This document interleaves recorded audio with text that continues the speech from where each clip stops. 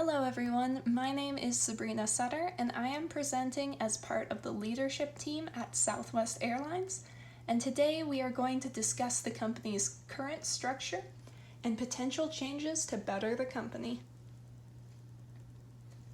To begin, here is a brief look at where we came from and where we are now. Southwest Airlines was founded over 46 years ago by Rollin King and Herb Keller. The airline was founded on the simple principle of offering customers punctual flights at the lowest possible fares and aimed to make sure customers had the best experience possible. Today, we continue to uphold these commitments in our actions. Southwest has plans to expand our capacity annually through 2026, and we recently added 70 new routes to offer our customers, 58 of which are the only non-stop option available. In addition to this, we continue to stress the importance of customer service, emphasizing that all our employees seek to display a heart of service that cannot be rivaled at any other airline. Each year, Fortune magazine publishes a list of the world's most admired companies. The companies are scored based on how well they meet 8 categories, which include innovativeness, quality of management, long-term investment value, social responsibility to the community and to the environment, people management, quality of products and services, financial soundness, and wise use of corporate assets. Southwest Airlines has consistently been on this list since 2009, and most recently was ranked as 28th, with a number 5 spot on the industry list. It is an honor to be on this list, and Bob Jordan, the Chief Executive Officer of Southwest Airlines, said, "What a wonderful tribute to the people of Southwest Airlines to be recognized with this prestigious honor, and especially in the midst of the challenges brought on by a global pandemic." As Bob Jordan stated, the pandemic has brought new challenges to the organization, and while we continue to persevere, it is important to look towards where we may grow, to improve within the categories that Fortune uses to rate companies. As our rankings show, for the most part, Southwest does an excellent job of providing value to all our stakeholders. But in interest of always growing and improving, an area of opportunity was identified within the quality of services category. Southwest made a promise to customers in 2017 to adopt a no overbooking policy. This move was made with our customers' best interest at heart, but the policy has led to a challenge which has resulted in the same outcome of flights being overbooked.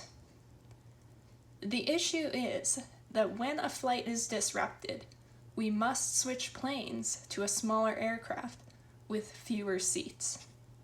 This essentially results in the same issue of too many people to fly on the scheduled flight.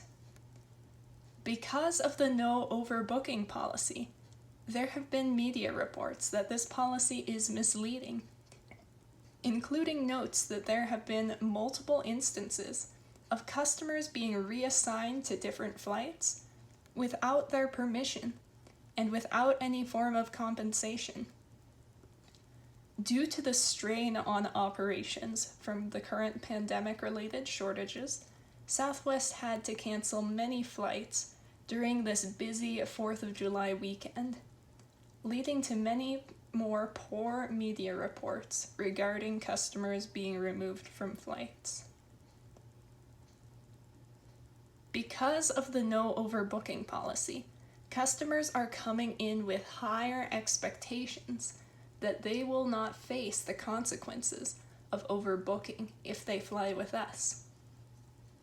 If customers are left with the same consequences as overbooking, they will see this as us misleading them when we advertise a policy of no overbooking.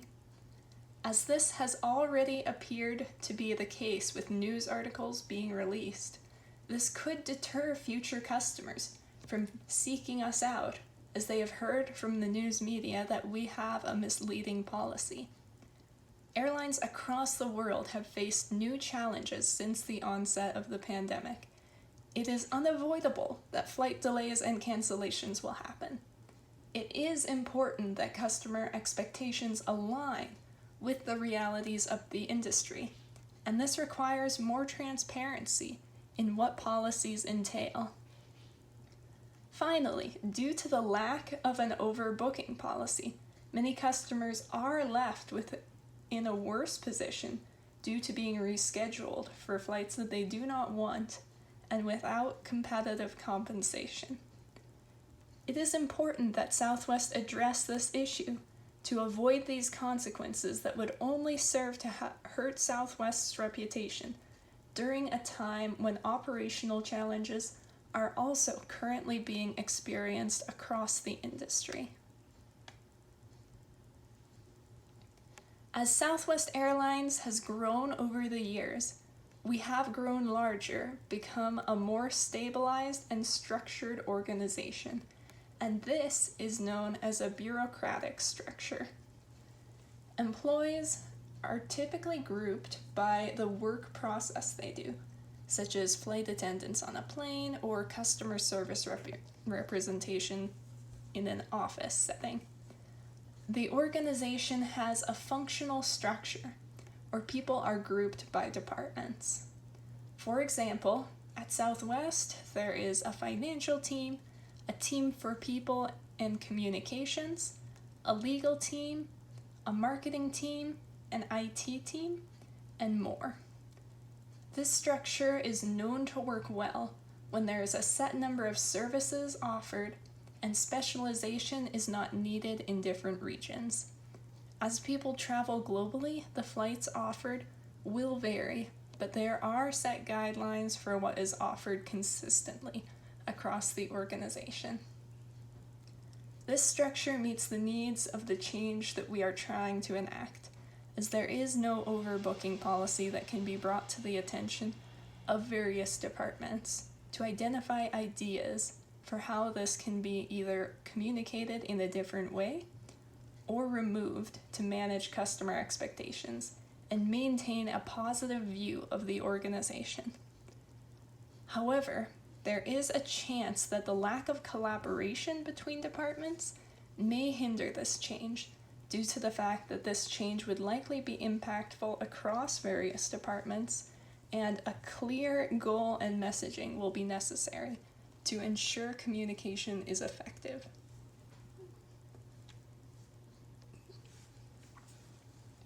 Southwest is known for a strong employee-centered culture, where employees are recognized and celebrated. Our organization is built on the idea that employees that are taken care of will take care of the company. Because of this, our employees are asked to uphold high standards regarding safety, compliance, and friendliness, and have given Southwest a competitive advantage. As all airlines struggle with current limited resources, Southwest's culture helps the employees' retention, which helps us reduce the strain of shortages, and also can be a key factor in resolving the issue of customers being changed to other flights without their knowledge. Teamwork is also a central factor for the organization, and therefore, we can rely on our employees to come together to take on this challenge effectively.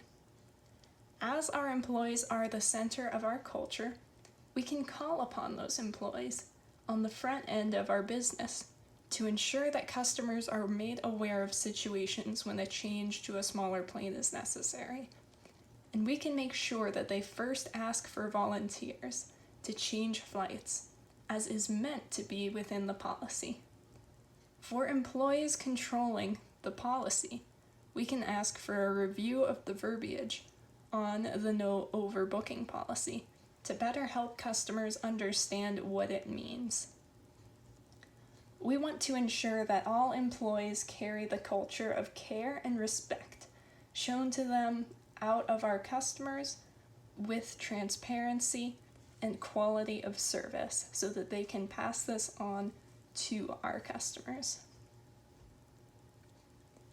Conscious capitalism has long been an ideal for Southwest, and the company has previously been recognized by Raj Sisodia, one of the founders of conscious capitalism. We have been recognized because of our success in upholding its principles. Conscious capitalism is a vital component. Conscious capitalism has many vital components, including conscious leadership. And in this situation, we as leaders must come together and look at the concerns of our customers and see if there is anything we can do better to direct our efforts to our customer needs. As leaders, we can look into the data that we have on this policy and consider if a new policy may better serve the organization. It is important to be humble and consider how this policy currently affects all stakeholders. As we have seen, it currently has a negative impact on our customers. From this, we must evaluate if the policy can be found to change to better serve customers while still upholding our employee-centered culture, and then use this to reinforce the importance of customer service and care to our employees to take care of the customers. In order to enact this change and ensure that Southwest's care for customers continues to meet our high standards, we can start here today. We can follow Cotter's 8-step process for creating change. These steps include building urgency, building a coalition, forming a strategic vision, enlisting volunteers, removing barriers, generating short-term wins, sustaining our acceleration, and instituting the change. Through this process, we can work to build urgency by starting with this presentation. I have been trying to build this presentation to build urgency in this cause, and now I leave this to you to take on the next part, to communicate with your teams and build urgency in this goal. I ask that each team select representatives to guide this project. From there, we will set up a meeting to create our vision for this change. This way, the vision can be agreed upon across departments and can be a collaborative effort to ensure that we have a plan that will work for all involved. From there, each team will have to gather volunteers to work on the implementation of the assignment.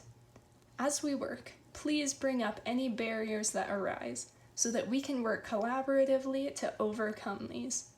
As a short-term goal, let us aim to have a change that is tangible to customers within the next 6 months. From there, we can work to perfect our new processes and best serve the needs of our staff and customers.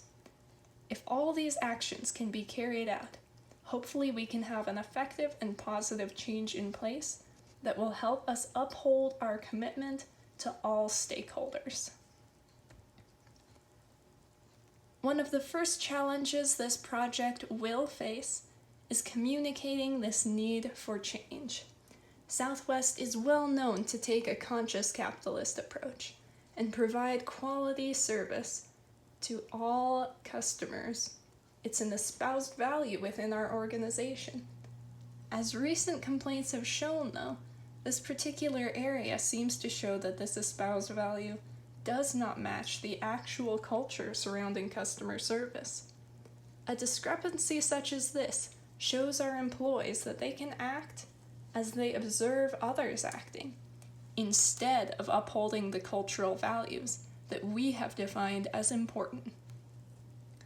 Because we have this value already addressed in the culture, It is important that we effectively communicate the current challenge so that we can unfreeze from our current state and make the changes needed to better align with our culture's goals for how we treat our customers.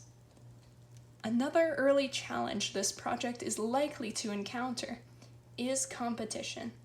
Elimination of the no overbooking policy would bring Southwest to the same level as that of competition and would reduce the competitive edge as well as provide less value to our customers. On the other hand, the new policy is not proving effective, so change must be enacted. Customers have many variables to choose when they are considering different flights, and this can be confusing. Southwest must decide if the issue of overbooking can be solved by a new inventive strategy, changing in wording, or if it should be eliminated altogether, and instead a focus should be placed on another variable to highlight as better than the competition. As previously stated, Southwest tends to group employees based on function, and this could potentially cause issues due to the policy in question impacting various groups, including the marketing of the policy, those in charge of preparing the plane that passengers will take, and customer service representatives in charge of addressing customer issues. If this proves to be an issue, it may eventually require structural changes, such as more interdepartmental teams and meetings to communicate the needs of different departments. This type of structural change is complex and not easily accomplished. The organization can use this project as an assessment for if restructuring is necessary, and if so, this will be a much more long-term goal to enact a structural change. This presentation has been designed to bring the issue of customer and media complaints regarding Southwest Airlines' no overbooking policy to light. Southwest has gained a reputation for being a great example of conscious capitalism due to the care it takes to look after all stakeholders. This issue threatens that reputation, as we are not looking out for our customers as well as we could be. To rectify this situation, Southwest must take advantage of its emphasis on teamwork and employee-centered culture to enact an 8-step process to overcome challenges and solve this current issue. This will ensure that Southwest continues to provide the best outcomes possible for our customers. Change is always necessary in order to meet the needs of a constantly changing world. Southwest can use this identified area of opportunity to grow and become a stronger organization that will be continued to be admired both within the airlines industry as well as across the business world. If anyone has any questions, we can now take them at this time. And thank you to all our references who provided material for this presentation. Thank you.